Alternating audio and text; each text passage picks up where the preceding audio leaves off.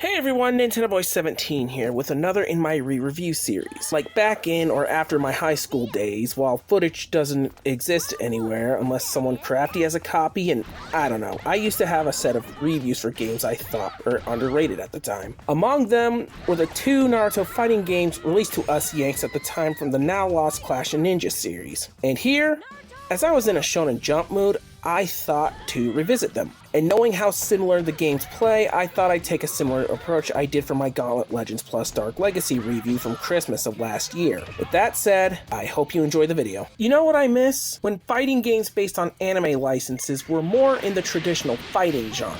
To be frank, I don't hate the arena brawlers from Dragon Ball Xenoverse to One Piece Burning Blood. But there is something nostalgic about these games being more akin to Tekken, Street Fighter, and all the others, even if they weren't critical darlings.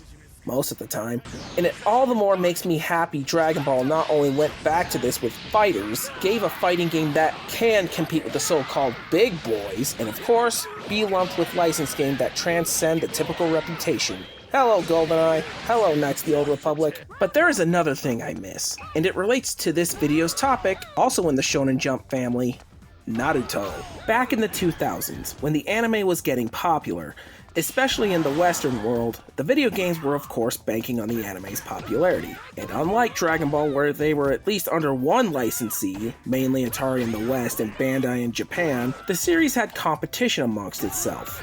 Most typically from Namco Bandai on PlayStation, a surprising choice of Ubisoft for Xbox 360, only with 2 games, but for us Nintendo fans, we had games published by Tomy, which included 3D fighting games developed by aiding of Bloody Roar fame, known as Clash of Ninja, or Gekitou Ninja Tyson in Japan, with the first 2 games being localized to North America in 2006, while their original Japanese releases were from 2003 by the gods. Anyway, despite the exclusivity among the console brands, all published by third parties, it's akin to what Disney is doing now with Star Wars between EA and hello again, Ubisoft, as well as Marvel between the LEGO titles from TT Games, Square Enix, Nintendo in partnership with Koei, a reunion with Capcom, indie-developed titles like Cosmic Invasion from .emu and Tribute, and of course, the PlayStation Spider-Man universe from Insomniac Games. At least, it was until Bandai Namco took over the license and they ended up doing the Xbox and Nintendo versions of Ultimate Ninja Storm. And boy, looking at the reputation of the last Ultimate Ninja Storm titles, you can tell they got complacent. Not only for being the sole gaming licensee for the series, but the majority of anime licenses, period. But anyway,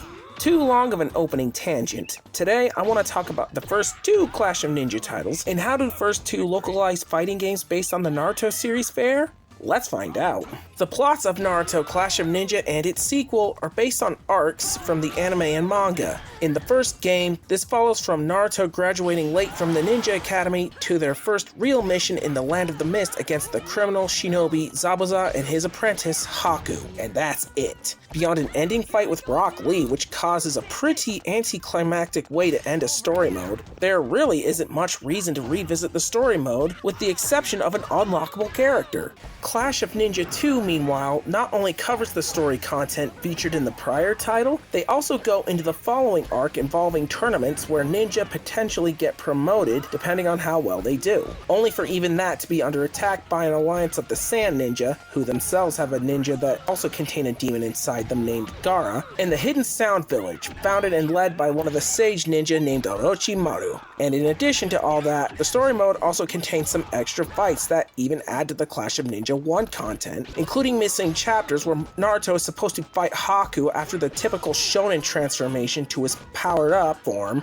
after the assumed quote-unquote death of his squadmate Sasuke, not unlike Goku becoming Super Saiyan in front of Frieza after Krillin's second death, except with a demon. In both cases, it retells a story already from its source material, which even Clash of Ninja 2 can skip ahead for the sake of adapting to a video game, but it works. And of course, Clash of Ninja 2 wins with replay replayability with more fights, even secret ones involving other characters not focused on Squad 7. On to the main gameplay, and Naruto Clash of Ninja is a 3D fighter with cel-shaded visuals to match the look of the anime series, with the aiding staple of a simple pick-up-and-play fighting system. B button serving for weaker hand-to-hand combat, A button for stronger attacks and some projectiles like kunai throwing or something like Sasuke's fire jutsu, Y button for throws, and of course the X button for another part of the aiding anime licensed game staple, the easy performance of the ultimate move after you fill your special meter. Used in even Zatch Bell Mamoto battles,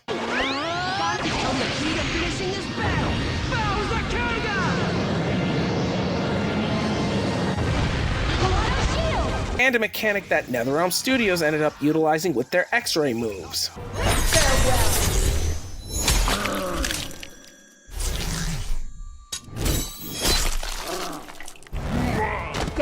Hell, as far as other Naruto characters are concerned, a couple of characters get a second finisher, albeit with a different command and rule set, but still easy to learn and hard to master. One of which is Kakashi in his Sharingan form, in that most, not all characters can have their ultimate jutsu mimicked with his own take on it. Obviously Zabuza's hidden mist, but some he never did in the anime or manga, like Kiba's Fang over Fang, which a shadow clone instead of one of Kakashi's own dogs in place of Akamaru helps him. Another is Rock Lee and his hidden lotus technique activated in his Gate of Life form. It looks like a ghoul from Fallout mixed with Saiyan hair.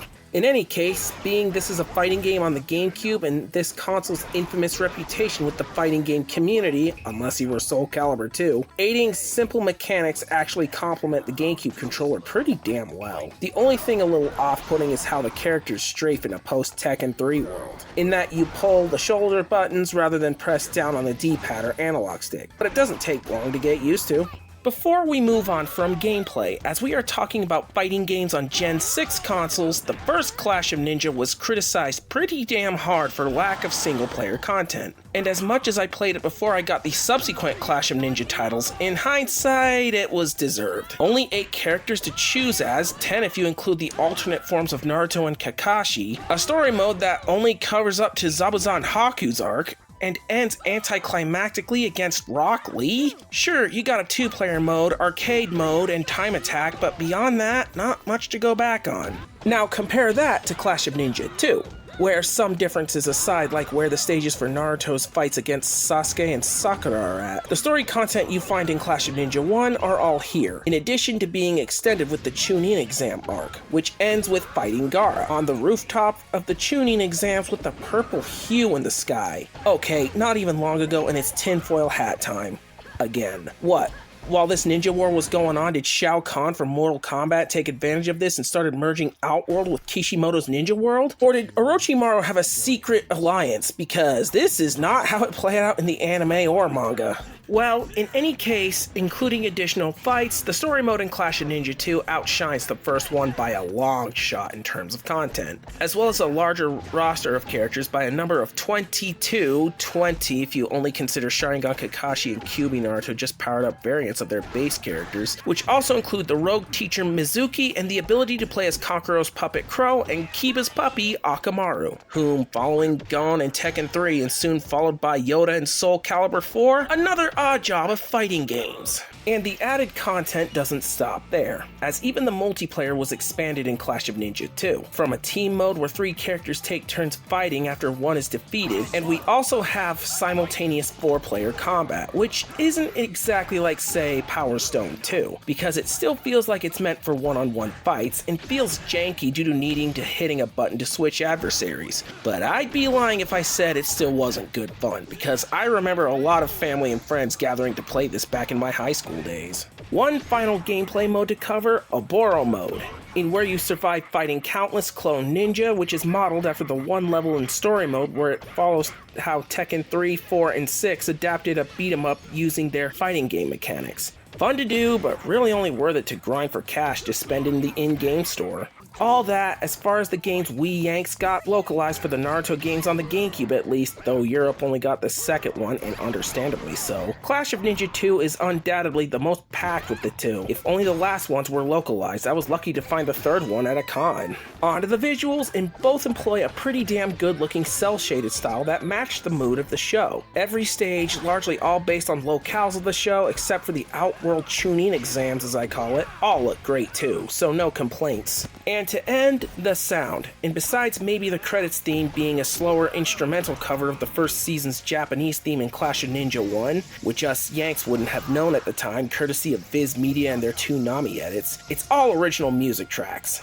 all of which suit the cross of some traditional Japanese tracks and some modern music genres to boot, as in the show itself. But the voice cast? Most, if not all, of the Viz Media English voice casts are here, and they do a fine job for the most part. Miley Flanagan as Naruto, Yuri Lowenthal as Sasuke, Kate Higgins as Sakura, Dave Wittenberg as Kakashi, Stephanie Sheh as Hinata, Kyle Hebert as Kiba, Liam O'Brien as Gaara, Steve Bloom as Zabuza and Orochimaru, all here. Overall, as far as the localized titles on the GameCube go, Clash of Ninja 1 is, at least these days, really only worth seeking out if you're a die-hard Naruto fan to see where the West started with Naruto games, but Clash of Ninja 2 is where it's at, again, as far as the games we got localized are concerned. As far as the anime licensed fighters go, it may not be Dragon Ball FighterZ level, but still worth a look if you can find it for cheap.